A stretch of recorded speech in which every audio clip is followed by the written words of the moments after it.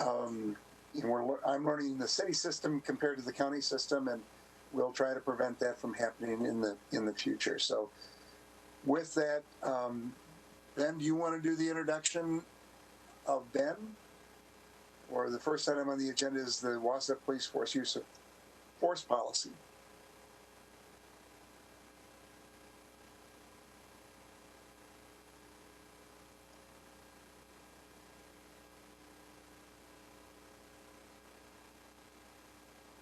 And so our Detective Captain Ben Graham is going to do the presentation on our use of force policy. Ben is, thank you, Mayor. So Captain Graham has been with us since 2008. He is the person that led us to our first accreditation. He is, I would say, probably one of the best people in our department in terms of writing policy, and he's also a use of force instructor for the state of Wisconsin. So Ben Graham will provide the first presentation on our use of force policy.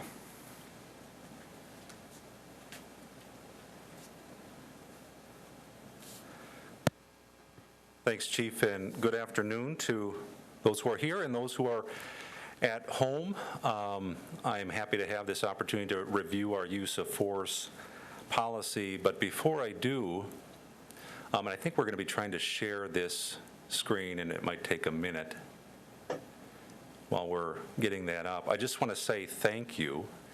As I was putting together this presentation, I was reminded of an old saying that there is safety or wisdom in a multitude of counselors. And I thought, why is that a true statement? And I think it's a true statement because of perspective that a multitude of counselors brings to a particular task. If you think about an object, the more you encircle that object, the better you are able to understand it in its fullness. And I look at each of you in the time that you're volunteering on this task force, coming around an object, whether that's policy, procedure, the department in general, statistics, and helping us to gain a better understanding of the big picture. 'Cause I'll be honest, if it's just the law enforcement perspective, there will undoubtedly be a blind spot or a dark corner of a policy or a practice that maybe because of your unique experience, you're able to shed light on. So I value your contribution to helping us achieve our vision of becoming the standard of excellence in policing. So thanks to each of you for your participation. I want to draw attention to something that is in the preface of our use of force policy, and it states, "The department recognizes and respects the value of all human life and dignity, or the capacity to garner that honor and respect without prejudice to anyone. Vesting officers with the authority to use reasonable force and to protect the public welfare requires monitoring, evaluation, and a careful balancing of all interests." I'm confident that if you were to go and ask any one of our officers, they would tell you that it is their goal in every incident to resolve that incident without any use of force whatsoever. Our department, in fact, all law enforcement officers in the state are trained in a system called defensive and arrest tactics, something we refer to as DAT. And that is a system primarily of verbalization skills coupled with physical alternatives, and that's the secondary. So it's their goal, like I said, to resolve every incident without having to use force. With that said, we live in an imperfect world, and use of force will be required from time to time. And when they use force, they are to use the least amount of force necessary to effect that arrest or resolve that incident. Judicial precedent through the Supreme Court says that our use of force must be objectively reasonable in a court case called Graham versus Connor. And so that is their aim. So here is what I'm going to cover in the next 15 or 20 minutes. Number one is, where does our policy come from? 2, we're going to look at 8 years of use of force statistics. And then I'm going to walk you through our use of force policy through the lens of 8 Can't Wait, a hashtag that you may have become accustomed to over the last few months. So where does our policy come from? Well, if you were to look at our policy manual, we have 170-plus policies. It's over 800 pages worth of documentation. I'll tell you, policy does not come from pie, but apple season is coming to a close here. My parents have a small orchard northeast of town, and I've learned that in order to make a good pie, you need good ingredients. So what are the three primary ingredients that lead to good policy?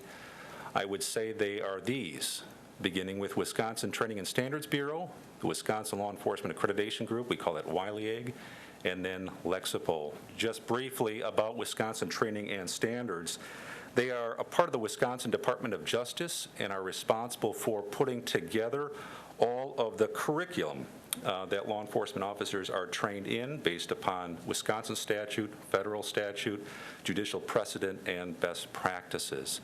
They're also responsible for certifying instructors in the various use of force disciplines.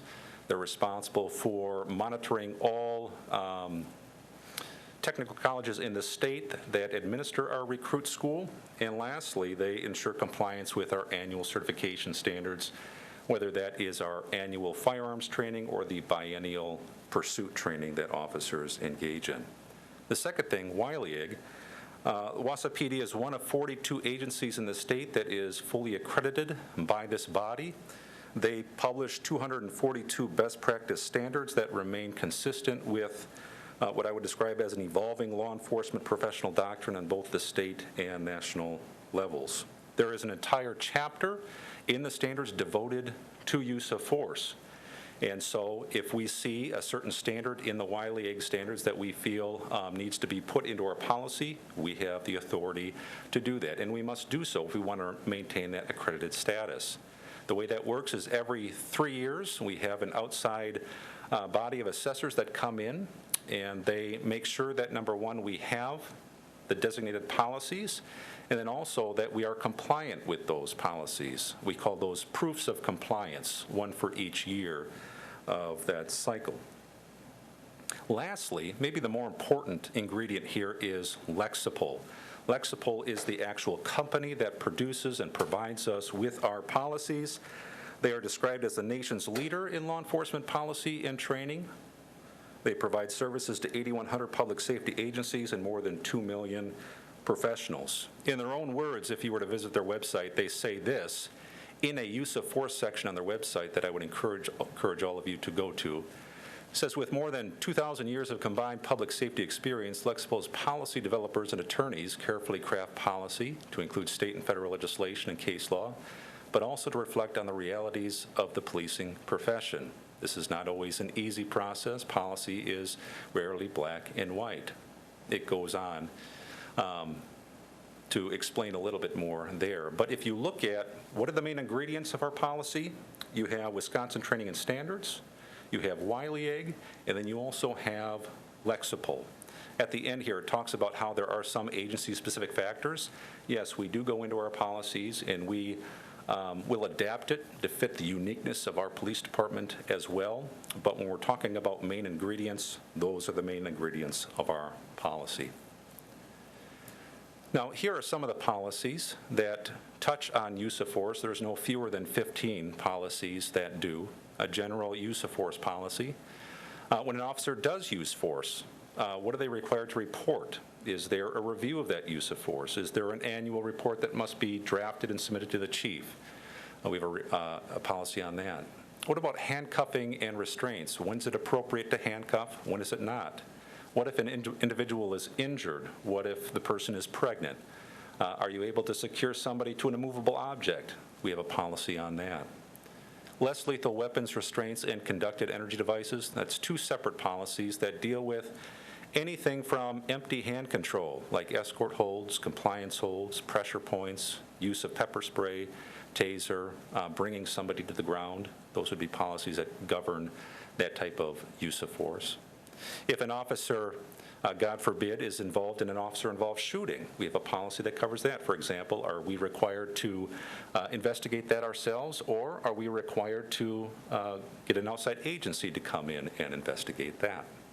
Arrest procedures, firearms, vehicle pursuits, foot pursuits, hostage barricaded incidents, Crisis intervention incidents, that's a flashpoint discussion right now. So if you have an individual that is emotionally disturbed or has suicidal ideation, we have a policy of how to approach those type of calls as well. We've had firsthand exposure to First Amendment assemblies. We have a policy on how to address that. Civil disputes, and if an officer does use force and there is some type of injury, we have a policy on how that officer is supposed to react in that situation. So that is where our policy comes from. In fact, where all of our policies come from. Prior to Lexipol, if you would have looked at our policy manual, you would have seen policies that are a decade or more old. It was up to us to come up with those policies to the best of our ability. There was probably some sharing between departments as well that took place to make sure we had decent policies. But with Lexipol sort of leading the way in law enforcement policies, and with their team of attorneys and law enforcement professionals, we make sure that we stay ahead, or at least on pace with what is going on nationwide. Now, on to use of force statistics. We began keeping track of our use of force at the end of 2011. And so what I'm going to present to you are averages based upon the 8 years listed, 2012 through 2019. In Policy 301, it says, in essence, that our lead tactical instructor is responsible for reviewing all uses of force incidents. And what do we define as a use of force incident? Well, it's any incident beyond cooperative subject handcuffing. I'll explain more about that in a second. So the lead tactical instructor looks at each use of force incident to make sure that, hey, policy has been followed. They're looking for trends in things that we need to adjust in training. They would also be looking at, hey, did the officer follow policy? Was there a violation of law where a criminal investigation needs to take place? And then lastly, at the end of the year, that lead tactical instructor is responsible for putting together a summary of all use of force and submitting that to the chief, who then looks year by year at trends. So I'm not going to ask you to voice out loud what your answer would be to this question, but I at least want you to think about how many times per year the PD uses each one of these tools that you would typically see on an officer's duty belt or at their disposal. You have things like pepper spray, taser, a baton, kicking, hitting, kneeing an individual, and then lastly, a firearm. So I just want you to think about that for a second. For example, how many times per year do you think the PD uses pepper spray? And for that 8-year period, the average amount of times or the average number of incidents where it's deployed is 4. Now, if we look at the taser, it would be 10 times per year. Now, pepper spray and taser fall within the same category of force. It's to overcome active resistance, assaultive behavior, or the threat thereof. Now, how about baton? Well, before I talk about the baton, just know that in my 12 years of law enforcement, I've never used pepper spray on an individual. I've had to use the taser maybe 3 or 4 times in my 12 years. I've never had to use my baton other than to kick snow off of my boots, and you'll see that reflected here as well. It's used less than 1 time per year by all of our staff. What about having to hit, kick, knee an individual? That is about 7 incidents per year.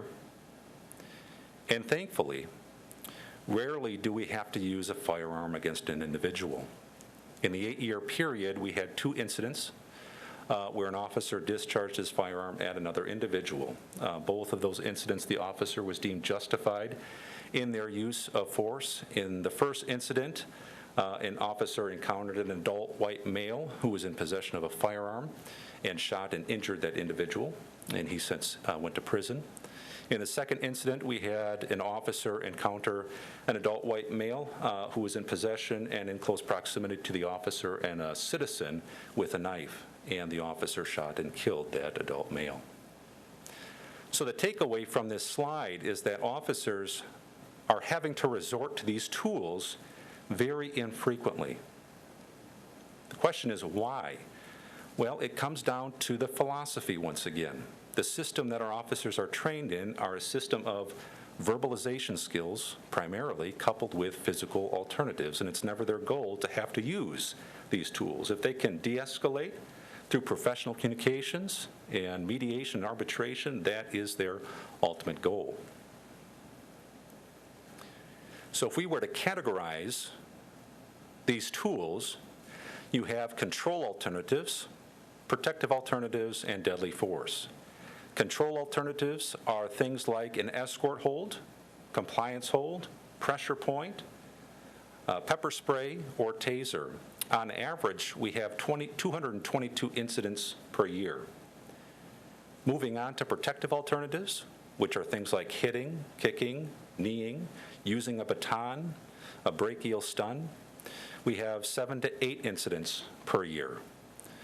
And thankfully, deadly force is rarely used. So the takeaway from this slide is you see that our staff are beginning with very low levels of use of force and are not having to resort to some of the more serious uses of force, like hitting somebody with a baton or with their fist, or having to resort to deadly force. Now, in addition to tracking the discharge of a taser or a firearm, we also track the display of both of those. So you'll see over that 8-year period, we have 31 incidents where an officer displayed their taser but didn't fire, compared to 10 incidents where they actually deployed the taser. If you look at the graph on the right, we have 65 incidents of an officer displaying their firearm, 10 incidents where the officer uses it against an animal. Almost all of those are against an animal that's been run over and needs to be put down like a deer, and then 0.25 for actually using it against a person. So once again, what can be implied here is that officers are providing warning to individuals through the display of a firearm and the taser without having to resort to its use very often. And now we have a graph here that breaks down the incidence of use of force by year, and then comparing that to the number of calls for service that our staff are exposed to.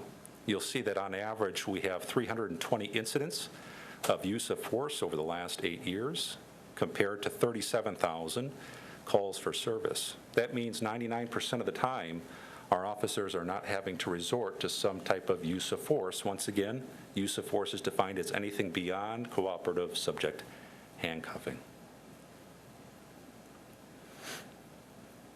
And that's a testimony to the great community that we live in, where we don't have to use it much. So and I want to get into our policy and view it through the lens of 8 can't wait. Like I said, probably something that you have heard of recently.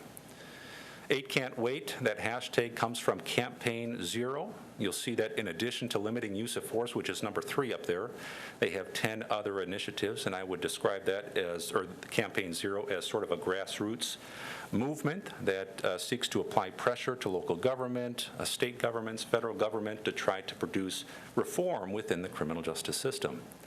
On their website, the 8 Can't Wait website, it says, research shows more restrictive use of force policies can reduce killings by police and save lives. That's a statement I don't disagree with at all. With that said, in addition to maybe visiting their website, I would also encourage you to visit Lexipol website, which talks about those 8 things, but a few additional things as well, and provides you with some additional resources in forms of articles and other things that you could read to gain some additional perspective as well. So here are those 8 things that this group feels can't wait, and they include ban chokeholds and strangleholds, require de-escalation, require warning before shooting, require exhausting all alternatives before shooting, a duty to intervene, ban shooting at moving vehicles, require a use of force continuum, and require comprehensive reporting. So briefly, here under banning chokeholds and strangleholds, that is something that we have historically done for, I think, the entire time that Lexipol has been providing us their policies. In summary, chokeholds, strangleholds are prohibited unless the officer can justify the use of deadly force. And that is when the officer encounters behavior that imminently threatens to cause death or great bodily harm to themselves or somebody else. We don't train officers to use this tactic. In fact, all officers in the state are not trained to use this tactic through the Wisconsin Training and Standards Bureau. It's not something that they're exposed to in recruit school. It would fall within the category of not trained, but possibly justified. And the only justification for the officer would be, hey, I'm in fear of my life, or I'm in fear of somebody else's life if this person gets away. So it's not something that we allow. Require de-escalation. Again, the entire system is a system of verbalization skills coupled with physical alternatives. The point being, hey, let's resolve this incident without using force. With that said, we do have language within our policy. It's actually cited in a couple different policies, but this is at least from 300.3.5, where it says, when circumstances reasonably permit, and there will be situations where it doesn't permit, officers should attempt to decrease the intensity of a situation, reduce the need for physical force, and increase voluntary compliance with lawful objectives and orders. If we have the time and we can create the distance, it's important for us to be professional in our communication and to not meet individuals where they are at in their agitated state, rather to de-escalate to the best of our ability and to resolve, when we can, all incidents without having to use force. Require warning before shooting. In our policy, it says, when reasonable, the officer shall, prior to the use of deadly force, make efforts to identify him or herself as a peace officer and warn that deadly force may be used. Now, there are occasions when that can't be accomplished. If I am in full uniform in a fully marked squad and I conduct a traffic stop, and that driver gets out of his vehicle, produces a weapon, and begins firing at me, it will not be held against me the fact that when I got out of my vehicle and began returning fire, I didn't say, police officer, I'm about to use deadly force. It would be unreasonable for me to do that. Require exhausting all alternatives before shooting. Now, this exercise in preparing for this presentation was good for our agency because we actually added language to our use of force policy. Now, it didn't change any of our practices because the language that we copied and pasted into our policy was verbatim from the DAT manual, which has been included in the DAT manual for many years. And it reads, before using deadly force, the officer must reasonably believe that all of their options have been exhausted or would be ineffective. In other words, deadly force is always a last resort. The fancy word for this is preclusion. In other words, an officer need not move step by step through the intervention options, which begins with presence, dialogue, control alternatives, protective alternatives, and deadly force. If an officer is met with a deadly force threat, they can move right to deadly force. It's not like they need to start with a taser, move up to baton, and then finally take out their firearm. They're able to stop that threat immediately. However, they do need to be able to explain why a lesser use of force did not meet that particular fact situation. Duty to intervene. This has been in our policy for many years. In essence, it says that if an officer observes a peer or other member of our department using excessive force, they are to intervene and stop that from continuing. In addition to that, the officer must report that to their supervisor, who will then commence an investigation. Banning shooting at moving vehicles. This is also something that we have had in our policy for many years. It says officers should not discharge a firearm at or from a moving vehicle unless, once again, that officer can justify a deadly force threat. Now, we take it one step further in that we don't want to induce a shoot. An example of that would be if the officer is standing in front of the vehicle and that officer believes that the citizen is about to run them over, if they can step out of the way, that is advisable. It's advised that they would do so. But yet again, if it is a deadly force situation, they may be justified in shooting at or from a moving vehicle.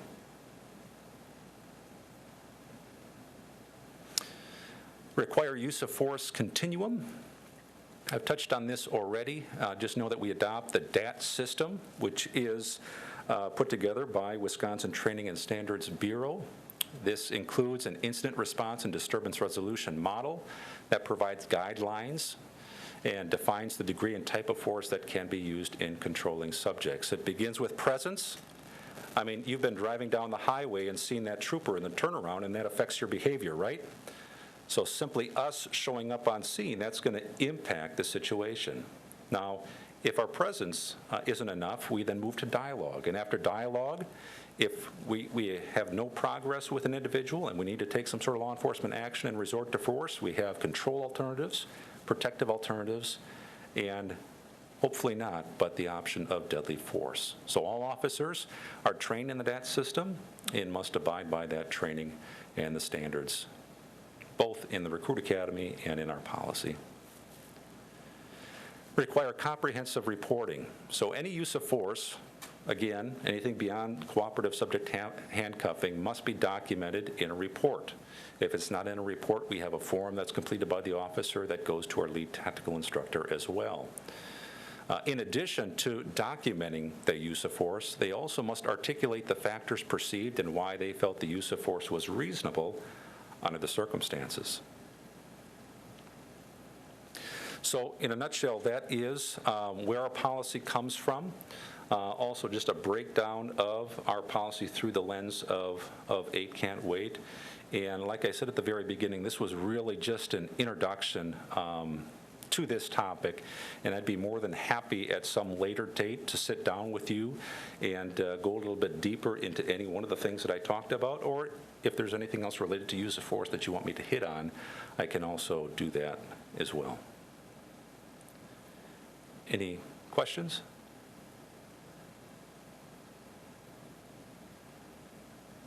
Yes, Pat. I don't know if this, oh, it is on. So in short, the 8 Can't Wait, it sounds like all 8 of those things are in Wausau PD policy at this time. That is correct. Okay, just wanted to make sure. Are there any other questions for Ben? Hey, John, it's Michael. Go ahead. I got a couple of questions real quick. Can you describe who Lexipol is again? Sure. Lexipol is a company that I think formed in 2003. I don't know if you've heard of Gordon Graham before, but he is one of the company's founders. I think they have about 200 employees right now, and they provide policies to public safety, like law enforcement, fire, and others. And so they have a team of attorneys, they have a team of retired law enforcement professionals and others who put together these policies for our department. In addition to supplying the policies, one other feature they provide to our agency is something called daily training bulletins, because as you saw, we have 170 plus policies, and it's hard for our officers to comprehend that 800 pages of information. So every month we have 25 to 30 training bulletins that are disseminated to our staff that they have to review. So there's usually a scenario, a portion of our policy, and then a test question at the end. So you describe it as a non-for-profit? It is a for-profit. It's a for-profit? Yes, it is. So one of the things that came out of the President's task force was a real lack of federal best practice standards. And as you went through kind of your sources for policy, I didn't see anything from a federal standpoint that was relied on other than legislation. Yeah, I would say that that's something that both Wiley Egg and Lexipol look at when they form their policies, but something that we did recently is we looked at the national consensus policy on use of force, and at the same time, Lexipol had pushed out an update to their use of force policy, likely because of that review and trying to put together some sort of consensus because they supply policies to many different agencies, like I quoted earlier. So on a federal level, it's really the DOJ that's pushing out standards, or is it somebody else? The DOJ probably puts out some standards. Yes, I mean, there is also a national accredited process called CALIA that I think Chief Bliven talked about last meeting, something that we don't participate in because we feel that Wiley Egg serves a comparable purpose for us. Then the other question I had is, as you went through each of those, it was demonstrated that the policy prohibits it, but then there was always this caveat that was really around this idea of objective reasonableness. Yes. Which is, I kind of struggle balancing something that's prohibited, but then at the same time, objectively, reasonably could be used. Right. So how do you balance that, and what, from a legal standpoint, what is an officer subject to under that standard? Yeah, the officer would be subject to the judicial precedent, and the current case law is Graham versus Connor, which I think was in the late 1980s, that said in any use of force, the officer's force must be objectively reasonable. Now, that's somewhat subjective, and so it is based upon an officer's perspective. So an officer with similar training, experience, fact situation, would a officer who is in that officer's shoes feel that the force was reasonable. And we see all over the nation grand juries being assembled to help analyze whether the officer was justified or not in his or her use of force. So sometimes it comes down to a citizen panel coming together and looking at all the facts and helping to determine reasonableness. And of course, in a setting like that, you'll have law enforcement experts coming in and talking about some of the things that I talked about this afternoon. But so you may not be able to define it black and white in policy because it comes down to this objectively reasonable standard. And if we go outside and try to define in every incident what that looks like, that's creating an unhealthy precedent, from my opinion. Yeah. Okay. Thanks. Yeah. So are there other questions? I did have one more, if I can Go ahead, Pat. do that. When we kind of eased in from kind of being a Lone Ranger department to the Lexipol heavy policies and stuff, did we send our policy book to them for review and they said you should get rid of this, get rid of that, or did they send us a sample of here's the best policy we've found for using tasers, and then it was up to your personnel to, look at that one and look at the one you have and say, well, should we switch over or modify ours? How did that work? I think they would begin with a national standard, and then what they would do after that is they would look at state statute and make adjustments there. And then the third tier would be to look at the Wisconsin Law Enforcement Accreditation Group, because they also intermingle our Wiley Egg standards into our policy as well. But I spent probably 1 to 2 years myself going through each one of our policies, going through the accreditation standards as we prepared for our accreditation, which I think took place back in 2016, thereabouts. So it begins with federal statute and national consensus, and then moves to the state, and then to our Wiley Egg standards as well. Does that answer your question? Partially, but it's kind of a homegrown thing. We had what we had, and then you got all this guidance, and then it was up to you and the rest of the honchos in the department to sort that out. You Yeah, didn't so send a package to No. Lexipol and they say, no, you got to fix this, this, and this. Correct. So we did not take our existing policy manual, give it to Lexipol, and ask them to Okay. make changes. It was the other way around. Very good. And I do remember when that was going on, and it was quite exhaustive, so, and exhausting, I'm sure. I'm still tired. Don't want to think about it. Mike, did you have a question? Yeah, I just have a couple names. First, thanks for the presentation. I think it would be, and I'm sort of coming in biased, having taught law enforcement and things. Several of the policies and things, and several of these incidents, put a weight of reasonable action. Would you be comfortable explaining, and perhaps it's just, I feel that some people might not understand, if an action has occurred and things, what happens behind the scenes? I think we've all watched Law and Order, we've all watched Cops and all those things, but the reality of this is there's a lot of gray, and the policies can only capture some things. Would would you be comfortable talking us through what happens if an officer does use force and there may be suspicion that it was excessive? Great question. So every use of force, first of all, is examined by our lead tactical instructor. So if the use of force, which may have been deemed unreasonable, wasn't identified by another officer on the scene, and it didn't immediately come to the supervisor, our lead tactical instructor would catch that anyway because he's reviewing that use of force. So during the course of that examination, once again, looking for, hey, was there a policy violation? Was there a criminal act by the officer?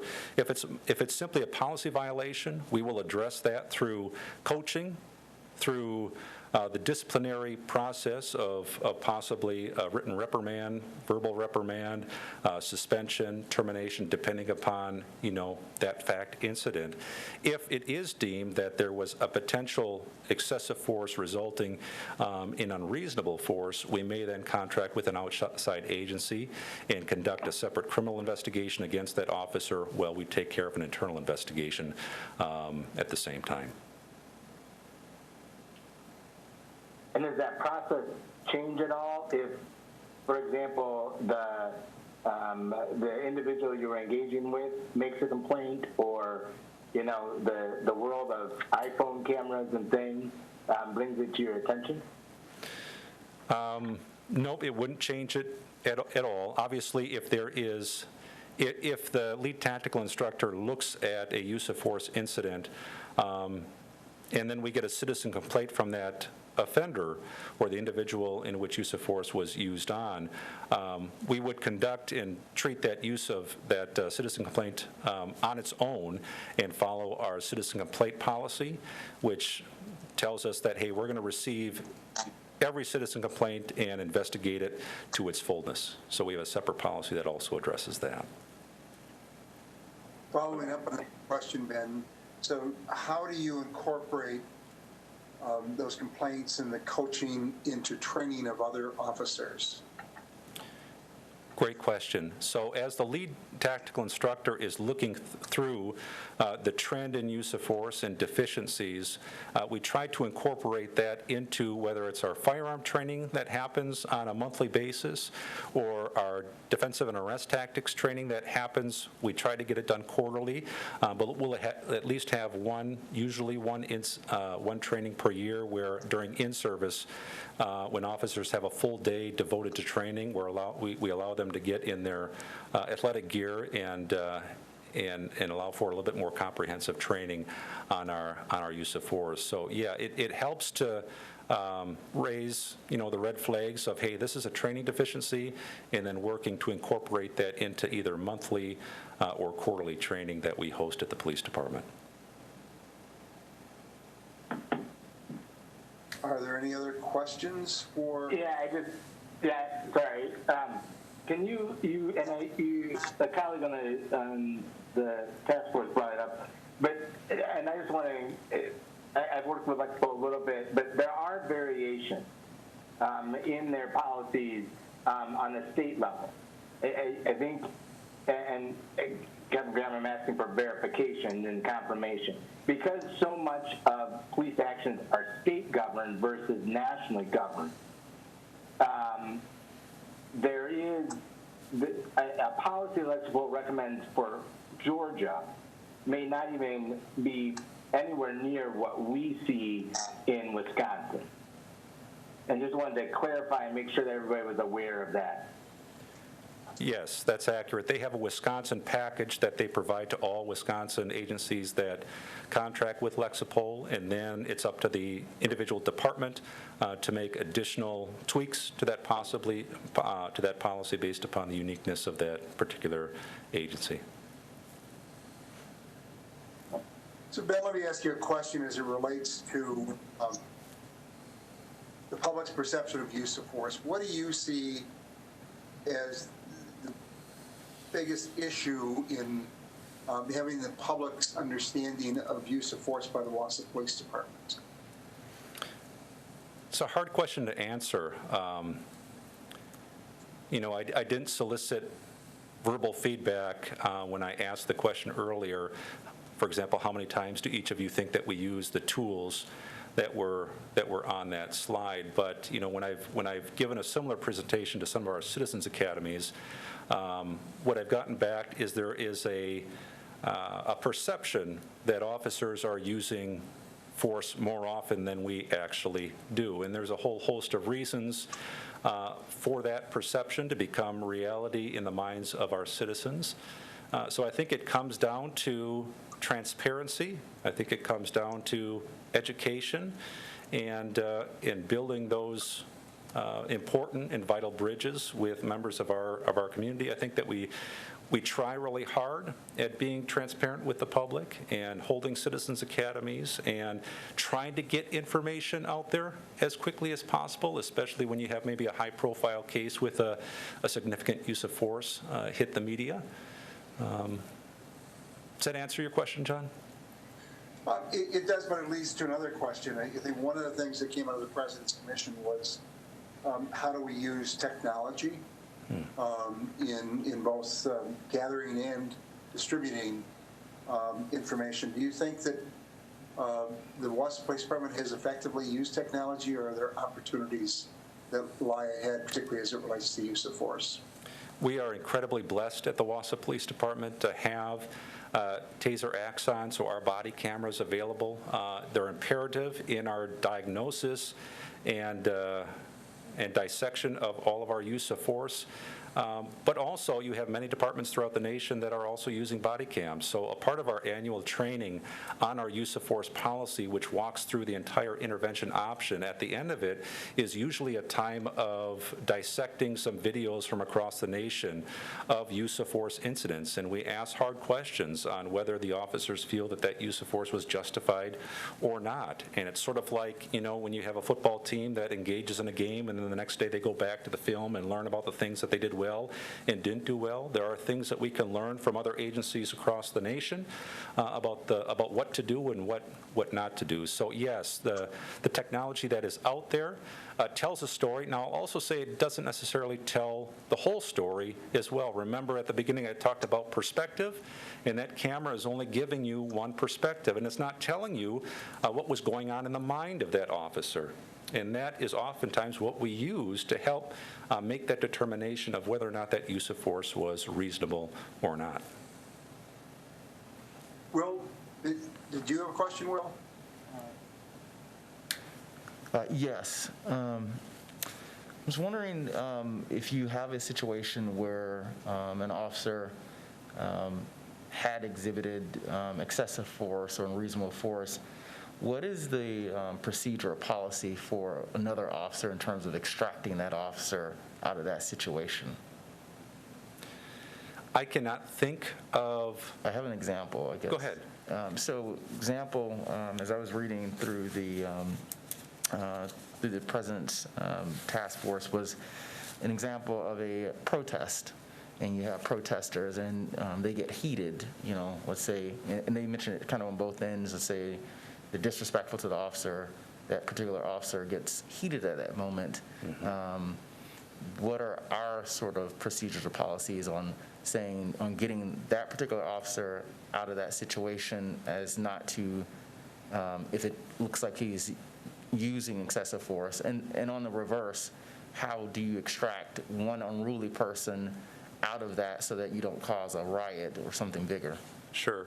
Well, we have a mobile field force team that is comprised of members of our agency, the Sheriff's Department in Everest Metro, and they would be called in to deal with some of these larger protests that might evolve into riots, and they could probably answer all the technical aspects of your question, how to perform some of that distraction. It comes with a line and bringing people behind the line. With that said, if we have an officer, and once again, we're all human, and we're susceptible to becoming frustrated with a situation. But if we have if my partner is getting frustrated to the point where he or she is going to act in ways that he or she shouldn't, we call it officer override, where I have a responsibility by department policy to intervene in some form, fashion, either by telling that officer you need to leave or get back or settle down, or I might have to actually physically intervene. But thankfully, I can't think of an incident off the top of my head, back to your original question, where we've had an officer have to intervene in that way, at least not a significant one that I can think of. Okay, I guess I'm just thinking sort of in terms of overall educating the public about that, because, you know, obviously we see the incidents on TV, and so a lot of them, that's their frame of reference. So like, for instance, George Floyd, you had an officer that did that, how the officers would normally interact here in terms of what should be the procedures, I guess, is what I was kind of getting at for purpose of educating the public. Right. Yes, Pat. If I may, I do have another question. Mr. North asked about how use of force incidents are reviewed, and you said that if it rises to a certain level, then you contract with another agency to investigate it. Is the trigger on that whether you believe that a law was violated? Yeah, I would say So that if it's a policy violation, it's handled internally. If a law is violated, red light goes on and you call in somebody else. Correct. For example, if we think that an officer committed the offense of battery against an individual during the course of an arrest, that would not be something that we investigate. We would hit pause, identifying the fact that, hey, an internal investigation needs to take place, which deals with the personnel side of things, but we also want to take care of the criminal side of things. So instead, for transparency's sake of taking on an investigation ourselves, we would then, for example, maybe contract with the Marathon County Sheriff's Office or the Department of Criminal Investigations or another agency in our area to conduct that separate criminal investigation. John, I got a couple questions yet. Please, go ahead, Michael. A couple quick ones first. Do we have benchmark data for use of force? Can you explain what you mean? Benchmark, so you gave ratios for Wausau PD. Do you have benchmarks at a state or federal level? I do not. Did they not publish that as well? Okay, so that's an opportunity. You mentioned that the lead tactical instructor, who's the one who trains the department in the use of force, is also the individual that reviews use of force cases. Is there some type of audit or secondary measure to make sure that they're doing that consistently and fairly?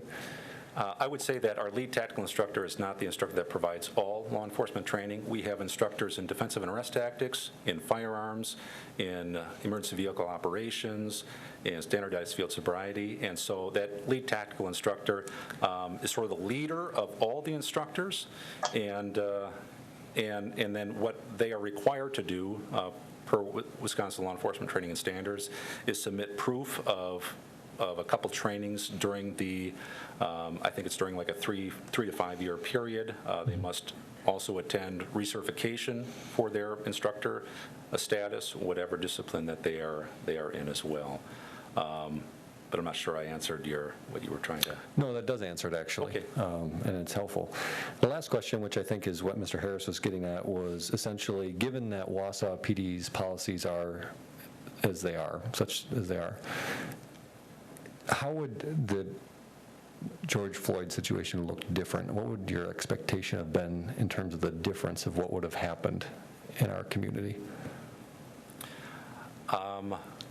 Personally, I haven't seen Minneapolis's policy on duty to intervene or intercede in their situation. But I can say that if in our community, I'm not going to speak about the facts of George Floyd, but speaking in general, if we have an officer on the scene of, let's say, a resistive subject, and you have two officers on scene, and one, you have the subject that is just trying to get away, and you have an officer that is choosing to punch, kick, knee, and you have the officer that's next to him thinking to himself, hey, this is clearly excessive.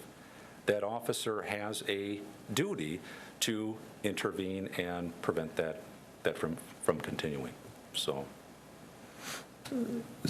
basically, that would have stopped. Your expectation would have been that the officers around the individual officer that was on top of Mr. Floyd would have intervened and potentially Excessive pulled. force needs to be stopped, yes. Okay. So, Ben, can I ask a question about the 8 can't wait in terms of its acceptance by the rank and file members of the department? Yes, John. How has it been accepted? And how is it, has it been embraced eagerly? And what sort of training do you use to go with that? Well, I think that when 8 Can't Wait came out, our officers looked at the 8 things that can't wait and agreed, which is why all 8 of those things have been in our policy for some time and has been our practice. I think that the reason being is I think Wisconsin sort of leads the way in training and standards and has done so for many years and has set Wisconsin up for success, whereas other states may have lagged behind.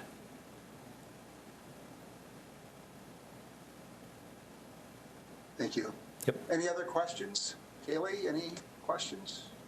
Sarah? Yeah, actually, I do have a question. Is there a comparison between white individuals and non-white individuals as far as the frequency for use of force? Great question. One thing that we did not capture historically in the 8 years of data is race.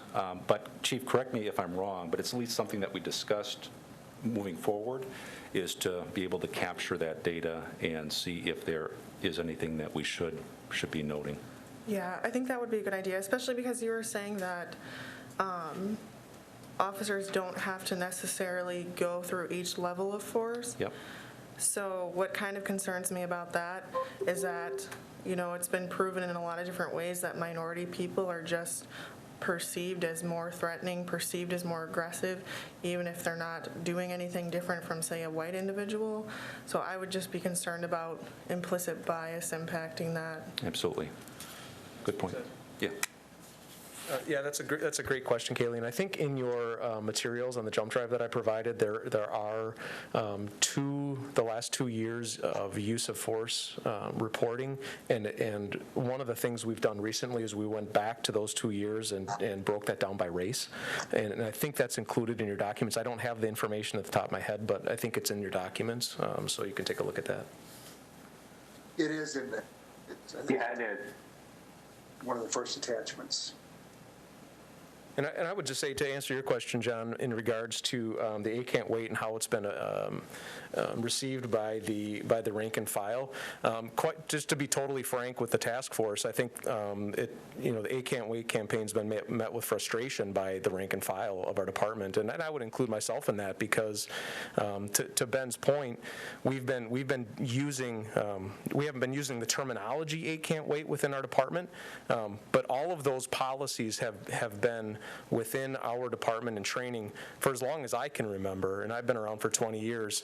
The Wisconsin Training and Standards is recognized as a leader in the country in terms of law enforcement expectations and training. And so I would say when our officers were starting to hear about 8 Can't Wait and people were asking us, you need to implement this, you need to do this, and the answer is we are doing these things. So that's one of the things I want to come out of this task force is that we are meeting some of those expectations that are on a national level being discussed. So I think those are important things to identify. Any other questions? If I may, John, one of the things in the presidential task force report was a need to include demographics on the people who police deal with. To what extent is that done, and to what extent is it possible? I mean, Yep. You can't slice it like, the single men are more likely to do X than married men. Or, I mean, how much of that data do you gather when there's a crime? So I just want to ask one clarifying question. So when you say demographics, you reference single men versus married men. Are you referring to all sorts of demographics, or are you referring to race? Well, I guess race is part of that, but is there a box there where in an interaction with a citizen where criminal activity may have taken place, is there a box that you check for race? And what other demographic data do you gather? I mean, do you know whether they're a high school graduate or a college graduate, or No. whether they grew up in Wausau or grew up someplace else, or No, the information how much do you get? No, that's a good question. So the information we gather from people when we have contact with them are their name, their date of birth, their sex, their race, their address. We may uncover through interviewing somebody and getting information about an incident, we may uncover, hey, I've lived here my whole life, but we don't document that anywhere. We don't document marital status. We don't document income, educational level. We don't document those types of things. So we have very little other demographic information outside of address, sex, and race. You're welcome. Captain, Chief, correct me if I'm wrong, that most of that is for identification. Yeah, absolutely. And so you can verify who you're dealing with on the street, because you don't have technology to do a fingerprint identification. You're just trying to verify when you're running the person what characteristics are observable by your officers to understand who you're dealing with. Thank you. Yes, you're absolutely right. That is for identification purposes. And we do have technology for fingerprints in the field. I will. Awesome.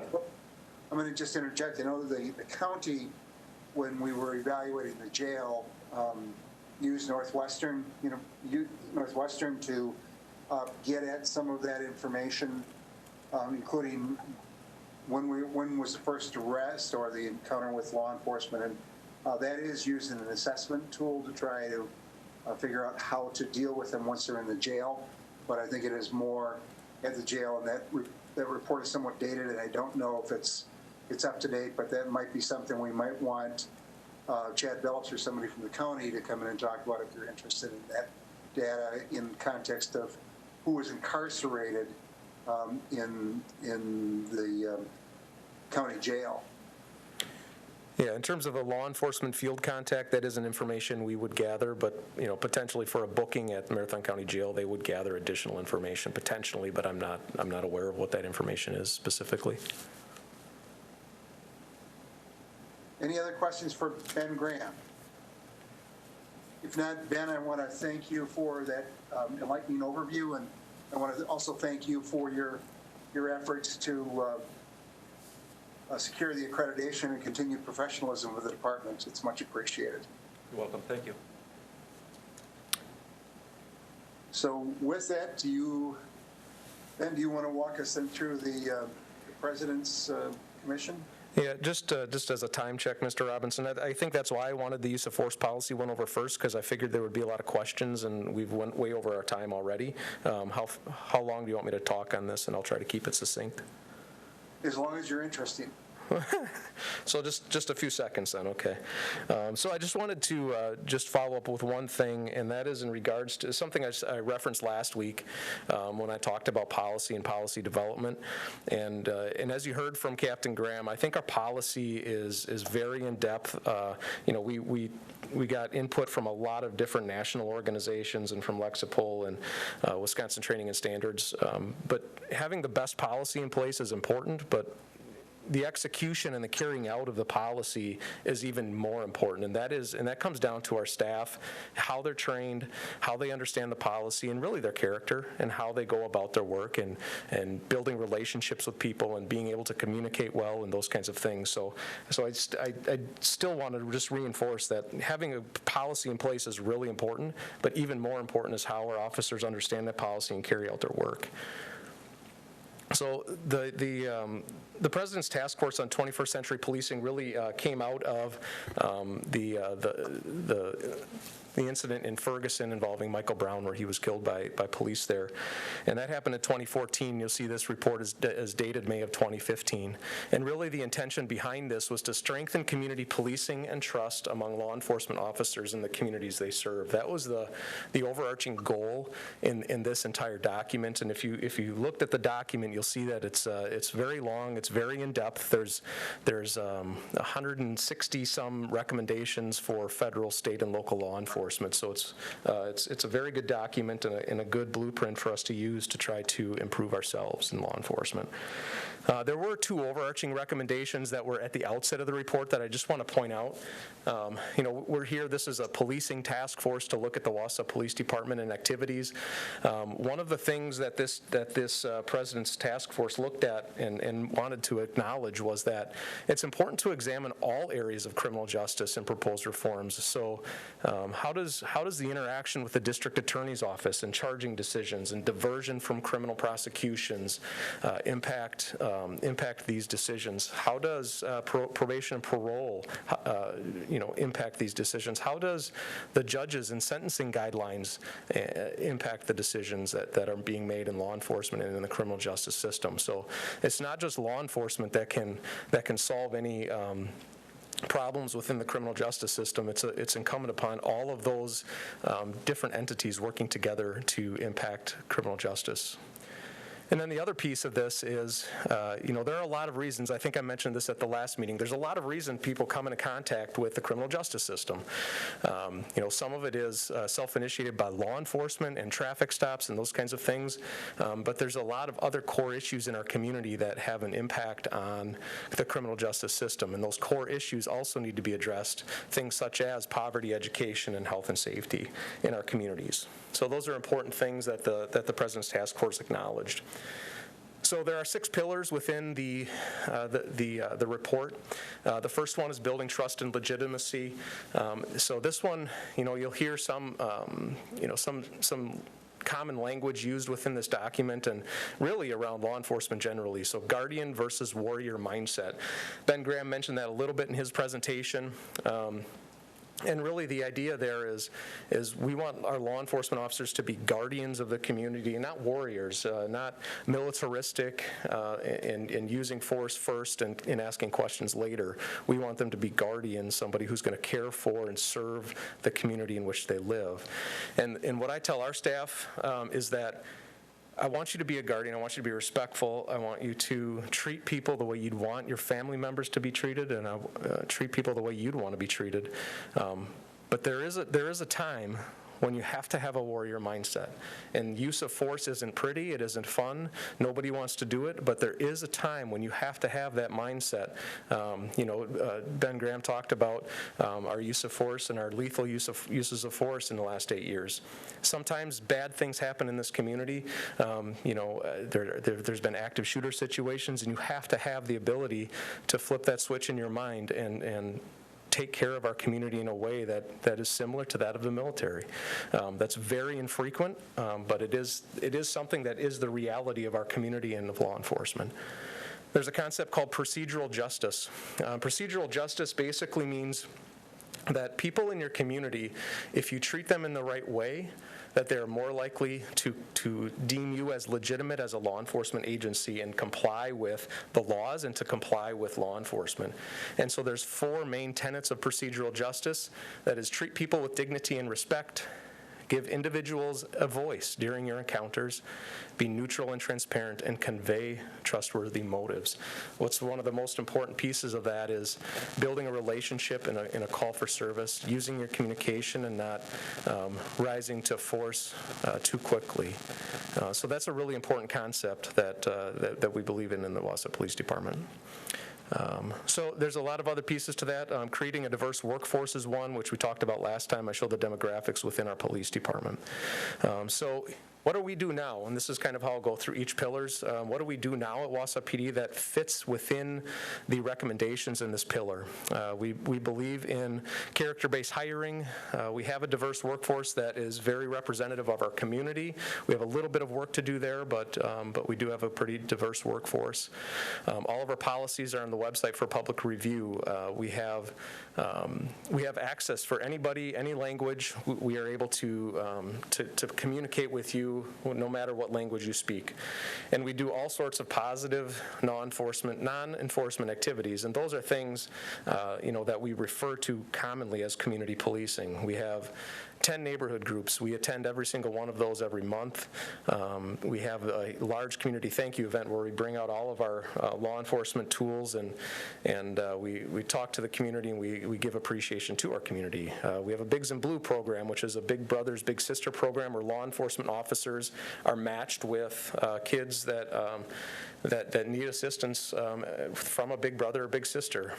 Citizens Academy, one thing I'd mention to this group is I would love the opportunity to do a Citizens Academy of some level with this group so that you can understand at a deeper level what Ben talked about in terms of use of force, and there's a lot of other areas that we can talk about. So a couple of things that we can consider in regards to this pillar to improve ourselves and our department and our community. One of the things they talked about is having officers that live within the jurisdiction they serve. And the mayor and I have actually talked about this before too, which is incentivize officers to live in the city. Currently, it's not a requirement that officers live in the city anywhere in the state of Wisconsin, but that doesn't mean we can't incentivize people to live in the city, financially or otherwise. So that is something that we could consider. And then one of the other recommendations is to conduct scientifically validated community surveys about how people feel about law enforcement. So that's something I think that we can do. Pillar 2 is policy and oversight. Ben talked pretty extensively about how we develop our policies. So we also had questions about demographic data, so it's important that policies are publicly available and for transparency. We put all of our policies on our website. We ensure policies are maintained and current. When I started in the year 2000, we had policies that were from 1980 still. So because we are an accredited law enforcement agency, we are required on an annual basis to review our policies and make sure they're up to date and they don't go out of date. And things change so fast today with case law and statutes that we need to make sure that we're keeping those up to date. Mandate external investigation and officer-involved deaths. That is a pretty significant change in Wisconsin over the last few years when the legislature made a law that says if there's an officer-involved death, we have to have an external body come in and do that investigation. So here are some of the things that we do now that meet that pillar. We have a comprehensive best practice use of force policy. We are Wiley Egg accredited. Again, about 8% of Wisconsin law enforcement agencies are accredited, and we're one of them. We have our policies on our website. It's statutorily required that we have an external agency come in and do investigations for an officer-involved death.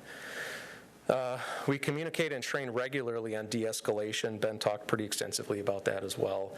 We are involved in the diversion program as an alternative to arrest with the Marathon County DA's office, and we've been involved with that for about a year. We have statutorily mandated citizen oversight, and that is the Police and Fire Commission. And we've also had a number of implicit bias trainings within the department. So other things that we can consider, I think one of the things that maybe, Pat, that you talked about and asked about is our data collection. We have access to a lot of data, but our ability to mine that data and analyze it is insufficient, in my opinion. I think we could be way, way better at that. And then I think we can continue, and we should be continuing to do additional recruitment efforts to create more diversity on the police department. Pillar 3 is technology and social media. So technology, mostly in this report, they talk about body-worn cameras. We did implement body-worn cameras in 2016, and I think it's been a really important thing, but not just to have them, but we mandate their use, and I think that's a really key piece. It's one thing to have them, but if they're not being utilized, it's not going to be very helpful, so we mandate their use. Engage and educate community about law enforcement through the use of website and social media. I think that's a strength of ours. We are very active on social media, and we use that largely to educate and communicate with our community. We have lots of interactions with people through our private Facebook feature on Facebook, and we do a lot of stuff on our social media. And we adopt less than lethal technology is an important component of this as well. So less lethal weapons, usually like Ben talked about, taser and pepper spray. We recently purchased non-lethal projectile launchers, and I think it's the expectation of our community. The example that I use is, let's say it's an event on a 400 block and there's lots of people around, and there's a person standing there with a sword threatening to kill people. I think the expectation is that we are professional enough to be able to respond to that situation and not have to do our best not to have to shoot and kill that person. And so we purchased a non-lethal projectile launcher which launches a projectile at them, doesn't kill them, but it will neutralize them in a way that we can put them in handcuffs and take that person into custody safely. So we do have that technology as well. Things that we can consider, I think our website is very cumbersome, not easy to find information. I think we could look at redeveloping that so that people are able to find information much easier. We can do it. We can always do more through social media. I think we do a lot, but I think we can do a lot more as well. And then, less than lethal technology continues to develop, and we need to just stay on top of that and understand what might be potentially useful for our community. Community policing and crime reduction. That's pillar 4. So this is really developing relationships in our community so that we can, as a community, work together to resolve and reduce the impact of social issues, but also to reduce crime in our community. So develop and adopt policies that reinforce importance of community engagement, support a policing culture, and that's the important thing, is making sure that our officers at every level of the organization understand how important that collaboration and community relationships are. Avoid using law enforcement tactics that unnecessarily stigmatize and criminalize actually youth, and law enforcement should have limited involvement in school discipline. We do have 4 school resource officers. They have very limited impact on school discipline at all in our schools, and we could have a presentation on that if you're interested as well. Community policing improves public safety and enhances social connectivity and economic strength. So this is a slide just talks about a lot of our programs. I talked about our alternative to arrest programs with the district attorney's office, but we're also actively involved both on juvenile level and adult level in restorative justice programs. We are involved in the OWI court.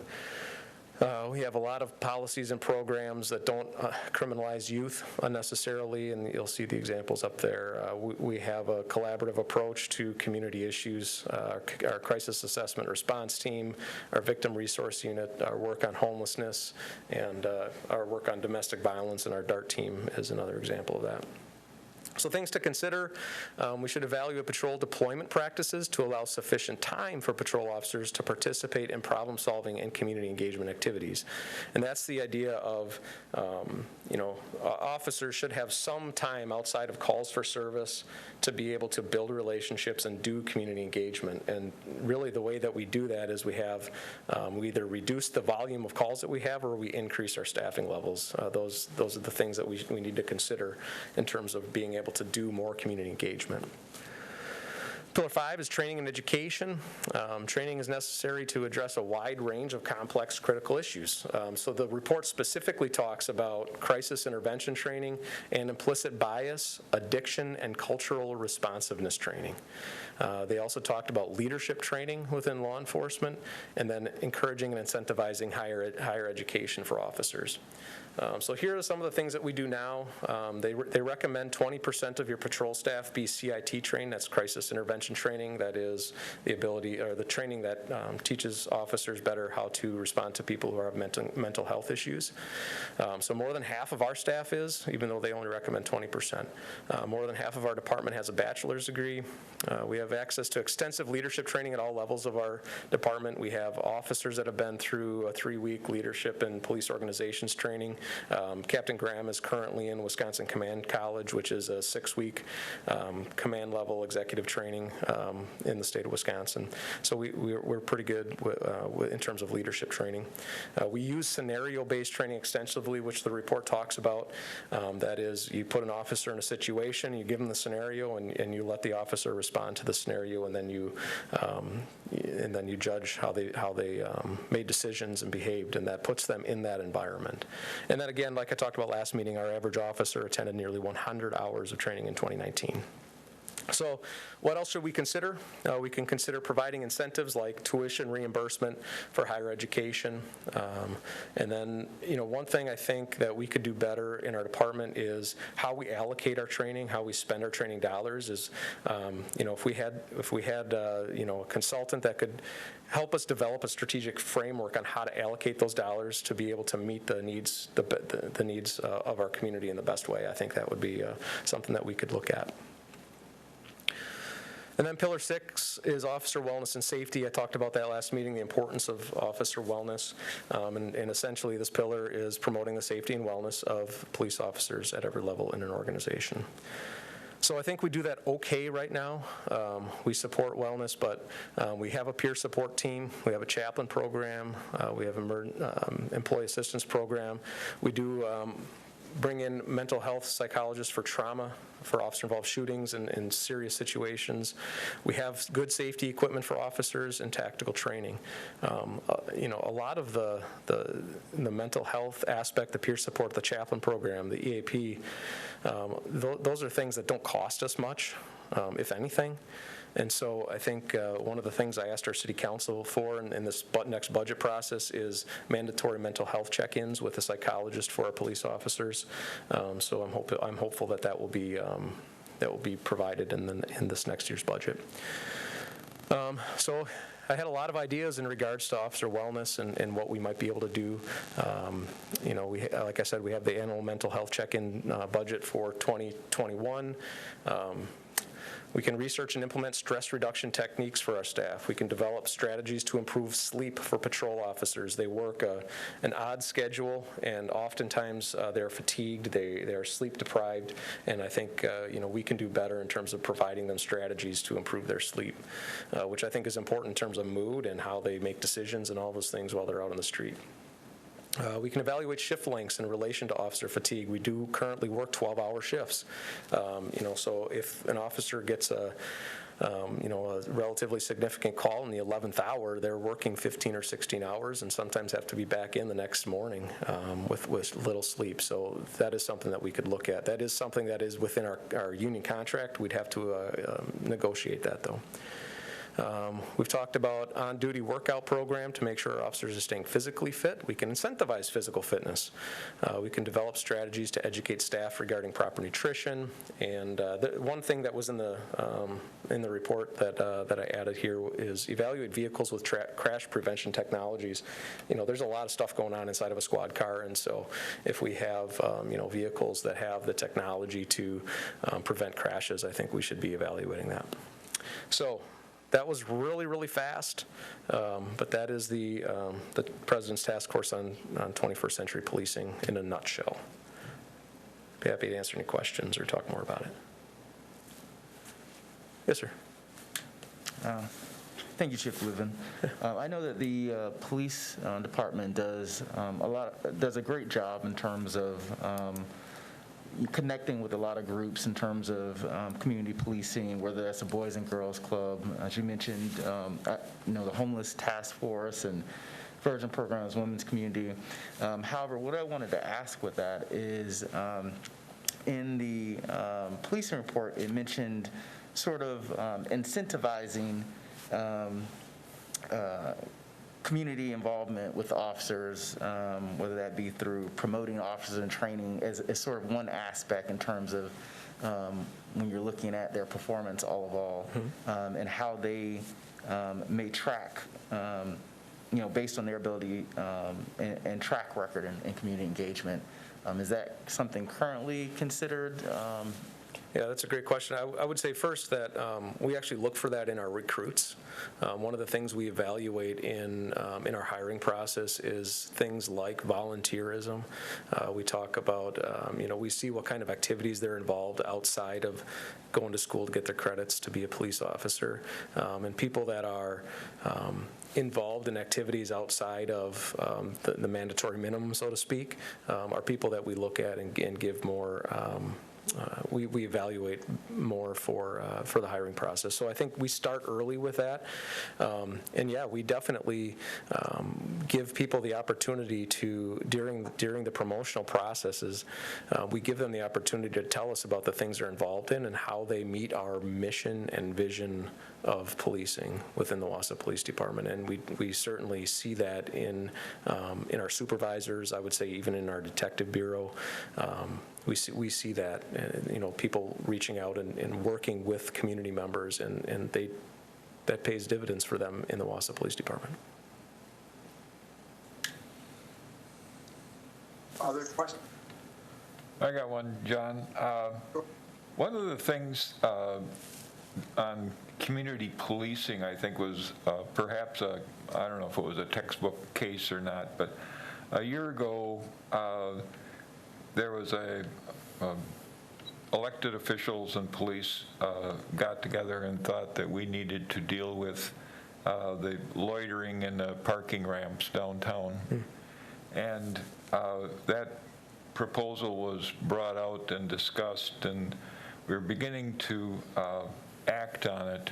And a fair number of people in the community immediately leapt to a vision where the police officers were going into the ramps and they were grabbing homeless people and throwing them into the snowbanks. And then on top of that, the police officer would issue a ticket, and the individual would then be in municipal court and be unable to pay, and then the individual be in jail. And, woe is me, what are you people thinking about? I wonder what your thoughts were when you kind of saw the community reaction to what they expected the police department to act on and how they expected to behave. And I believe that the winter season came and went without a citation being issued. And I also think there was a kind of a lesson there in terms of what they said in the task force document about kind of having a legitimacy, because the police asked that this ordinance be passed so that they wouldn't be going in there and saying, get the hell out of here. Why? Because I'm a cop, damn it, get out. They can go in and say it's a violation of ordinance, and there's kind of the procedural justice angle was covered. So just wondered thoughts on that, kind of the reaction of the community and how that worked out. Yeah, I think my overriding reaction to the community response about the loitering ordinance was it was kind of what I expected it to be, frankly. We've been going into that parking ramp for years and years at the request of citizens that call us and say, hey, this person is, doing these behaviors that I don't appreciate in this parking ramp, and we want you to fix that problem. And so, for years we had been going in there, we had been talking to individuals, seeing what services we can get them connected with, getting them into hotel rooms in some cases, getting them to Salvation Army or the Warming Center in some cases. and asking them to move on. But, the overriding reason for bringing that to the city council, for bringing the loitering ordinance to the city council was because I felt it was important for our city council to make a policy decision on whether or not that's okay, and because it was important that our community have a discussion around that issue, because there was, the problem was getting worse, it wasn't getting better, and the only way it gets better is by getting our policymakers involved. So, I think our community responded in a way that I expected. Because they're not there at 3 a.m. when our officers are talking with and speaking with the person that's sleeping in the ramp. They don't know how our officers behave, and they don't know what steps our officers take to try to help people. And that's part of that's our fault because we don't communicate that enough. But, part of that is the community's fault, too, for not paying attention to how our police officers go about their work. And I'm extremely proud of how our police officers go about their work. And, I don't have issue sharing any of our body cam footage ever. Because I think you'll be very impressed and pleased about how our officers treat people, how they make decisions, sometimes in extraordinarily difficult circumstances. So I think the short answer is, the community action is what I expected, and we need to communicate more and better. Other questions for Chief? Chair, I got a couple and a comment. You weren't the chief at the time, I don't believe, in 2015 when the report came out from the president. What did the department do with the report when it came out? Yeah, thank you for asking that. We often choose a book, a leadership book, to study at our management meetings monthly. We'll read it and then present on it and have a discussion around it. So for 2016, we decided we used this President's Task Force report, and we talked about it a section every month for that year in 2016. That's what we thought it was important to understand what the task force recommended and to evaluate our policing as a result of it. One of the recommendations in here is around community surveys. The city just did one, if I'm not mistaken. Was that helpful? I'm not sure I'm not sure what you're referring to. I thought, maybe I'm mistaken, I thought the city just did a survey recently in the last year or two. Not that I'm aware of, Mayor. I don't know if you are.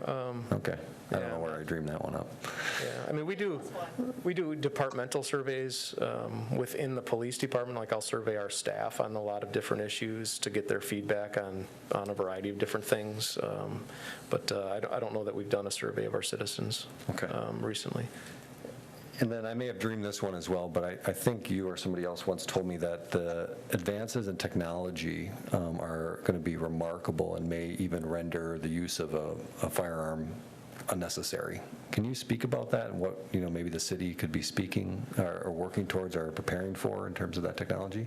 Yeah, I don't know what that looks like. I was at the International Association of Chiefs of Police conference 2 years ago, and the CEO of Axon, who owns the Taser device, and then we contract with them for our body cameras. He talked about his vision for developing a device that replaces the firearm in law enforcement, and so that officers can rely on that, so that they know that it won't cost them their lives if they don't have their firearm in a use of force deadly situation, and that it also isn't deadly to the other individual. And he talked about developing that in the next decade. So that's 8 years away. I haven't heard any more about that. So, but we have people in our world that are talking about developing these types of technologies, and so that's why in this presentation I talked about we need to stay on top of less than lethal options that are made available to law enforcement. One of our alderpersons sent me an email with a link to a device that kind of lassos people. So if they have a weapon, that maybe you can lasso them. I'm not sure how well that would work. But there are technologies that are being developed that we just need to be consistently stay on top of and be aware of.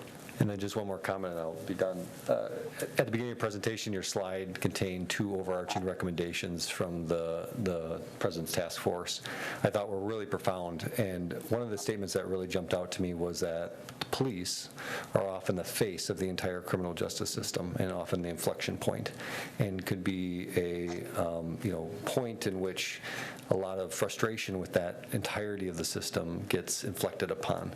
Can you talk about your own experience with that and your officers on the street? Yeah, I mean, I think that, when I was reviewing this again for this presentation, that was one of the things that really jumped out at me as well. And, we are the face of, I think we're the face of municipal government because people interact with law enforcement more than they interact with the mayor or, the finance department or even the fire department, I would say, for that matter. So we're the face of municipal government, but we're also the face of the entire criminal justice system. And so people who have experienced the criminal justice system negatively might not have been the responsibility of law enforcement. Maybe they were treated well by law enforcement, but they feel like they were wronged in the prosecution, or their public defender didn't serve them the right way, or their probation and parole agent was too restrictive and or revoked their probation or parole and sent them back to prison, or the judge was unreasonable. So there's so many different things that go on within the criminal justice system, but often we are seen as, if we hadn't made that arrest, they wouldn't have entered the criminal justice system, right? So and we see it on a regular basis. This year more than ever, I would say. Our officers are regularly encountering people who are making judgments about the officer's intentions based upon the national discussion that's going on around law enforcement. And it's, I'm expected, and I expect every one of our officers to treat each individual as an individual based on the situation they're presented. And I think all that we should expect from citizens is for them to reciprocate that. So, yeah. Can I just follow up on that? One of the things is that not only the criminal justice system, but our whole way of treating people. And what opportunities do you see lying ahead to improve the dynamics of the social services, mental health, and crisis services to work together? What are the opportunities and what are the challenges? Well, I think the challenges are always, getting people to work together in a way that meets their own needs, that meets their own policies, and meets their own objectives. And so, being able to collaborate, that's a give and take.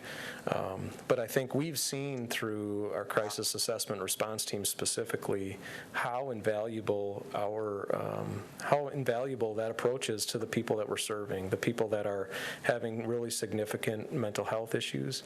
And we are able to serve them in a far better way because we have crisis professionals on scene that aren't police officers. And sometimes just the fact that you're a police officer does impact how people feel about and how they act during a certain situation. So having that collaboration with North Central Healthcare has been tremendous. So I would say that first and foremost, I think we can expand that CIT program. Certainly, there's hurdles to that in terms of investment in personnel and probably some equipment, but I think we can certainly expand that. It's been, I think it's been very successful just in terms of how many people, the percentage of people that we commit on emergency detention, but just in the way we serve our community. We serve them in a better way because we have multiple professionals coming from different vantage points when they're communicating and trying to resolve a situation. So I think that's probably low-hanging fruit. I think we could also do something similar with, with the social services department, in Marathon County. We work with them so often in regards to drug-endangered children or, kids that have been abused. And it's not a week goes by that we're not working with them in multiple ways. So I think, a similar model where, we have a great relationship with, some social service providers that are working with us to really serve people in a better way, and we can get better outcomes in that regard. So those are a couple of things that that jump into my mind. But, I'm sure there are programs out there and things that other communities are doing that we can replicate here. Other questions for the chief? Mr. Harris? Yes, thank you. I have two questions, but they both go toward communication. Because you had mentioned a number of times, like for instance, that some of the policies had been in place, maybe not by a certain name, and that there have been a number of efforts to do a lot of things that people don't know about. And as you mentioned, how people feel about something impacts how they act in different situations, and that communication is one place that the police force could do better.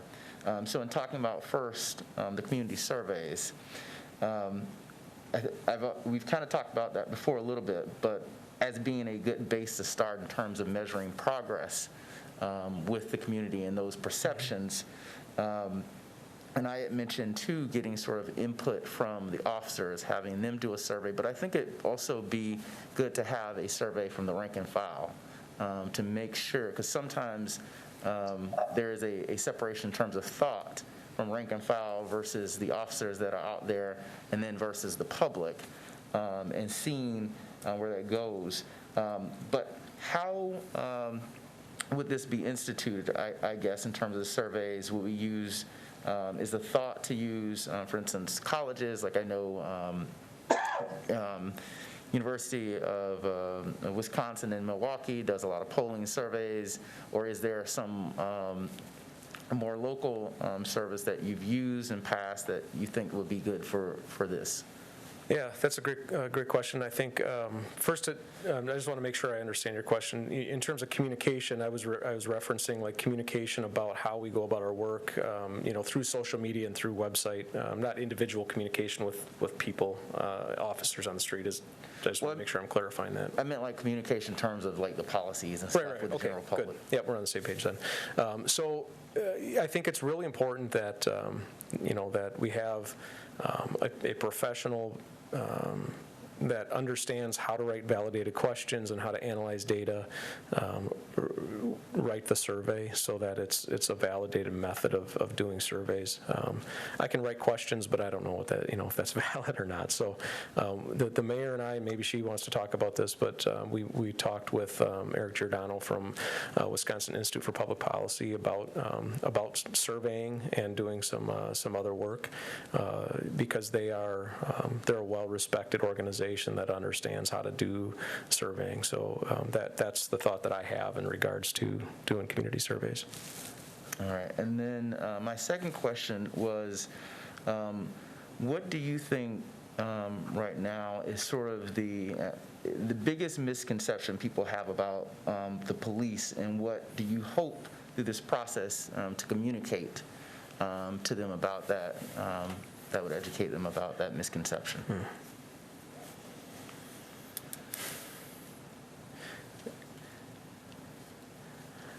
I don't know how fair this is, but my belief is that our police officers, and I'll speak for the Wausau Police Department because those are the people I know the best, feel attacked. They feel like people don't understand them. They don't. That they think bad thoughts about what their intentions are and that kind of thing. That they want to use force unnecessarily and those kinds of things. So. More than anything, I would say what I would want to come out of this is for community members to feel like they can trust the police officers that we have in this community. Because I think that the officers we have here are great individuals. Like I said last time, I've seen their backgrounds. We've done extensive work on vetting them. We have really high standards for their work, and we hold them to those standards. And so when their integrity is impugned unnecessarily, that's disappointing and disheartening. And and I think today there's lower morale than there's ever been in law enforcement because of some of these conversations that we're having. So more than anything, out of this task force, my hope is that our community feels like they can trust our police officers. And I don't say that lightly. I don't say like, hey, you should just trust us. I want to know what it is that we can do so that they can have that trust. That's what I would like to come out of this task force, because we're willing to do that work. We're willing to, put our hearts on the table and show you what they look like, because I think our community is going to like what they see. But again, like I said earlier, that's, we have to do more work in regards to communicating and sharing that information so that people can feel like they trust our police officers, and that's incumbent upon us to do that work and share that information. Thank you. Any other questions? If not, Ben, thank you very much for that overview of the task force report. I'm sure we will be visiting that on many occasions in the months ahead. Mayor, would you like to discuss the public engagement discussions that you've had? Sure, I would love to. And I hope this opens it up for folks to think about what more you'd like to do. But as the chief talked about, we would like to conduct some surveys that are statistically significant, that we're getting the right information from the public, we're talking to the right folks. So we talked to, and more than just surveys, but that's where I'm starting. We talked to the Wisconsin Institute for Public Policy and Service, and they're interested in kind of partnering up on this project.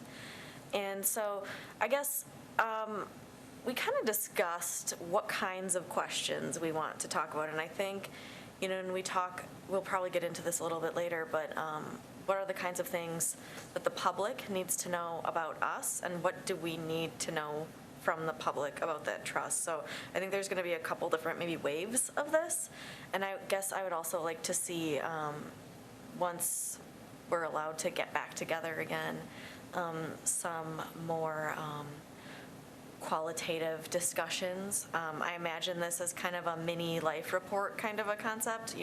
We'll get the survey, we'll try and analyze it, they'll work with us, WIPS will work with us on it. But I guess from this body, I'm interested in the kinds of things that you would like to know from the public. I have my own ideas, and I think the chief and Mr. Robinson also have ideas on the kinds of things we want to gather, but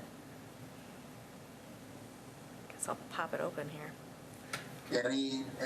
I'll jump in out of the gate and just say that I would trust the people that are researching this issue to kind of bring some ideas forward, and I'd rather react to something than necessarily have something off the top of my head. I just don't know. I'm not well versed enough in the right types of questions, to the chief's point. So if we want to I'm more concerned or interested in the process of developing it than necessarily coming up with ideas that I have. I don't know. Sure, and I guess like part of this is deciding what information does this body need to make decisions. And again, like we can definitely come up with I will rely on the experts as well. Yeah, Mr. Harris. I would tend to agree with Michael, although one of the things I would be interested in finding out is how much in terms of your experiences are influenced in terms of your feelings. Is it your personal experience? Is it the sort of external, looking at things externally, or is it things that you experience internally that are affecting sort of how you relate to the police? Sure, we've heard a lot about the trauma that people experience even by viewing those videos on social media. So how does that affect your interpretation of what's happening here in Wausau? That's a good one. It might be helpful also to get some sort of longitudinal information. What do they feel about the Wasat Police Department versus law enforcement in general, to see if there are differences in how they might manifest themselves in support and/or concerns about police activities? Other thoughts? And again, we will have a more formalized kind of, I'm not going to call it a pitch, but that's kind of what it is, that kind of something from them. They'll be giving it to us probably later this week. And maybe we can react to that at the next meeting. Yeah, we'll get it out to you early so you can react. Any other questions on public engagement? I think we'll we'll wait for that product in light of the hour. Oh, We're trying to limit these. I got Peckham kind of with the arm here. Yeah, thank you. I'm just wondering about public engagement, particularly by minorities. How, do we go to certain groups, organized groups that have been started and principally involve minorities, or how do we do that? Because it seems like it's kind of a part of our charter is to look at issues with police relations with minorities in the community. So I don't think we can just take potluck on whoever shows up at our meeting, and we need to seek that out. And I think you're exactly right, and this is one of those things that I kind of agonized a little bit as I was looking through the folks that applied to be a part of this committee. I mean, it's obvious to me that a large voice is missing at this table right now, and that's the voice of somebody from our Hmong community. And I reached out to a couple different groups to say, hey, what's going on here? And they are open, the folks I talked to are open to maybe being a part of educational components, maybe a listening session. I know that our police department has done some great outreach with the community. But that's something I think we have to be mindful of. Like, we do need to hear from these voices, especially after, just 4 years ago, we had the whole situation, Dylan Yang and the county administrator. I mean, I think those are still things that people kind of have in the backs of their minds. But I think you're right in terms of other groups too. I think there's two issues that I'm hearing, and one is our sampling. And I think we need to separate the questions and our sampling method. And one of the things that, in my experience with quantitative research is those are two separate and both equally challenging things. One of the things that we need to think about is what's the time and cost expenditure on this? And what are they using as a sampling method? And I get it. I'm probably the geek sitting here on the table saying, okay, I'm going to want to know what their strategies are and, all the statistical sort of measures. That's me. That's just me. I'll accept that, and I'll go home tonight and be fine. But I do think that I would appreciate having some dialogue on the parameters of their sampling to highlight the points brought up about the Hmong community and all communities, and how we're making sure that their voices are heard. I think you're exactly right. We've had some discussions about statistical significance in these surveys, and it's important. It's important that we know what we're looking at. We want to follow the scientific method, even if it's social science. So, point well taken. Hey, wait, hold on. When, just as a social scientist, are you saying that social scientists don't follow? Listen, I'm a social scientist too. I get it. Mary, I just want to bring this up. That I'm a little caveman. I just careful there. Maybe we'll have to vote that up to a vote. Any other questions? We look forward to more on that at the next meeting. Yep, thank you. Thank you very much. We prepared and sent out late, and again, apologies, but could you pull up the buckets, pillars spreadsheet? Is that possible to share? What was the question? That would be the one that we sent out earlier. Jean, do you have that? I have it, but Patty does not. Let me see if I can share it. Jean should be able to share her screen if she's got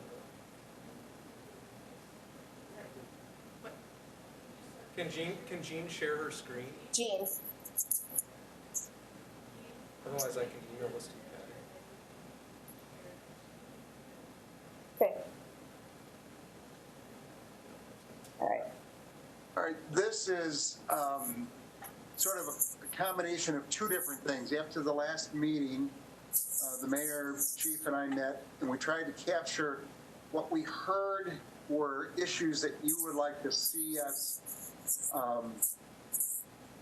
talk about as a group. And then very recently, after looking at the the president's task force recommendations, we kind of threw in the 6 pillars. I'm interested today to see if everything below the pillars is capturing what you think we should be looking at as a task force. These again were things that we heard you say at the last meeting, and understand we'll probably need to move some of them. Some of them may be in different areas, but my preference would be, in light of the fact that we have the President's task force recommendations and the identification of the pillars, is to probably follow those 6 pillars as themes for this this task force. Does that make sense? So we would use policy and oversight, building trust and legitimacy, training, education, crime reduction, technology and social media, community policing, and crime. Well, I think I've got that in there twice. So we'll make sure we've got the pillars in there. Does it make sense for us to use the 6 pillars as sort of themes for moving ahead? Then we can realign the topics below. But if that makes sense, then we should, then we'll spend time between now and the next meeting of making sure that we've got the topics in the right pillar. Does everybody agree with that approach?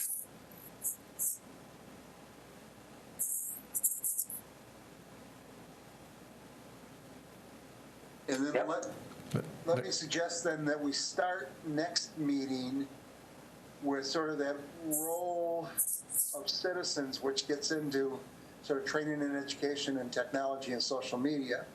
But we look at those areas of how do we engage the public through social media and education in our process. And so we would spend some time talking about how we want to make sure that we engage them, what methods we use to engage them, the timing of that engagement, and the degree or the scope of that engagement. Does that make sense?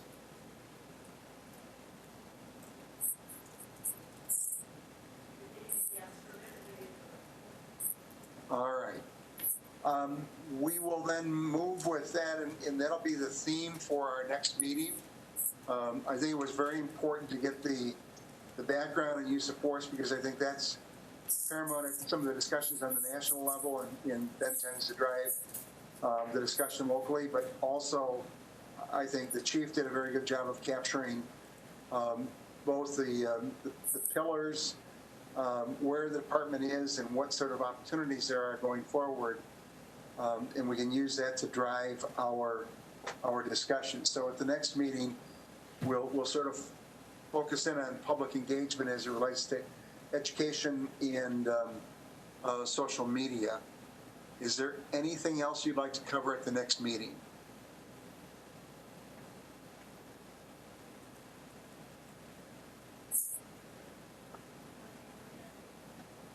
Okay, thank you. And I apologize for not being there in person, but I came back positive last week with COVID, so I'm isolating, and hopefully we'll be there at the next meeting.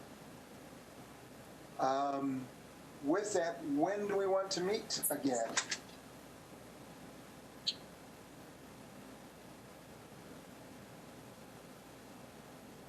You want to meet in a month, which would put us in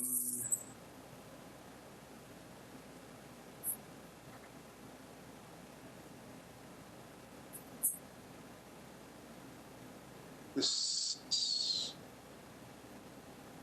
16th. I have a conflict, which would be the 3rd Monday, and I know for public access, Mondays were not good, but we could.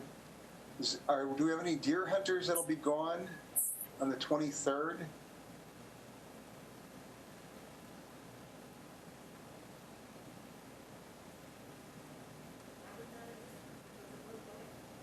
All right, well, how would the 23rd of November be for our meeting?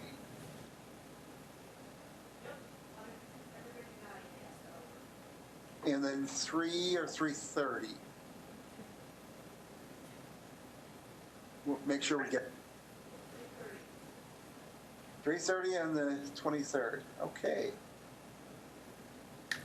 And then, if I may, John, we did talk at our first meeting about trying to increase the accessibility of these meetings by sometimes having them in the evening. So maybe in December we could do that, or maybe, I don't know, what the best timing would be to begin that. But I think it's worthy, and I do want to make this, people be able to attend who are working and don't have real flexible schedules. I also just want to throw out there that the Community Development Block Grant public hearing is on the 23rd at 4:30, so it might, just so you know. It's 4:30 to 6:30. Yeah, it's in here. And I imagine they'll be in the chamber? Yep. For the council? So if you think you can get it done in an hour and a half, we could do it at 3. Is anybody averse to moving it up to 3? Looks like everyone's in agreement. All right, we'll meet at 3 and we'll just have to be done. Thank you. All right. Anything else to come before us? If not, a motion to adjourn would be in order. So moved. Moved and seconded. Second, All those in favor? aye. Aye. Opposed, no. That motion carries. And thank you, Ben and Ben, for an outstanding job. And we'll look forward to seeing you soon. Thank you.